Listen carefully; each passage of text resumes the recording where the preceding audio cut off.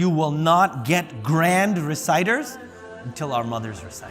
When I first got to Dallas in 2007 and I started talking about female recitation, some very educated brother came to me and said, why do women need to memorize Quran? They don't lead Taraweeh.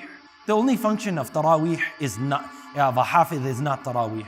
So I wish that as a community, you make a shift. How many of us feel like we don't have, when we recite Quran, that we could do better? How many of us? Okay, I feel that. That's fair. But when we say do better, then we listen to Abdul Basit, we listen to someone, you're like, not my cup of tea. I can't do that, and that's not necessarily better recitation. So two things that I would ask for us today. The number one shift is to add Allah Azza wa Jal to the recitation. And number two, every one of us, when you hear someone recite, when I say, Alhamdulillahi Rabbil Alameen, who does that sound like? Imam Sudais. And I'm doing Imam Sudais. Everyone's like, why don't you just do yours? That's my Surah Fatiha. I like that. I grew up on that. Now, the rest of my salah, who does it sound like? It sounds like me. I'm asking you, when you hear someone recite, should it be a copy of someone else?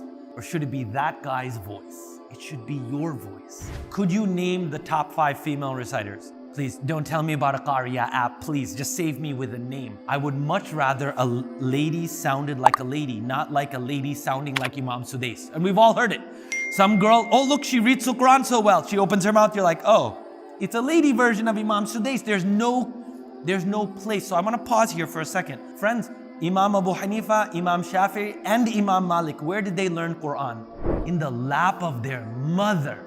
This is a key thing that we've lost, and I don't want to harp on this, but ladies, in a time of feminism and women's rights, do women need to be included in the chain of ijazah, or have they been there for the last 1400 years?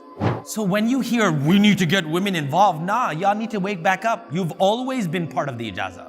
So if we could make one small, what is this ijazah concept? Let's make a shift. Everyone wants to get some level of certification. Brothers, I want you to just know, and this is a big shift, the next component is that I have to cite like a man. I would like to recite that my recitation that I give you comes from my teacher named Ali Anwar. And Ali Anwar's teacher was Sheikha Nafisa. And Sheikha Nafisa's teacher was Saad.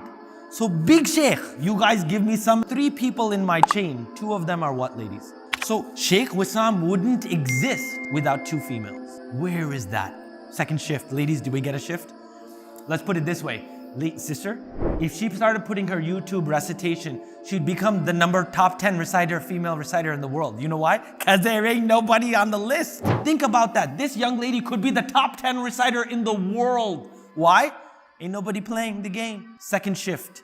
There isn't a dedication to female recitation. And I'm gonna say this, the Quran will never, you will not get grand reciters until our mothers recite.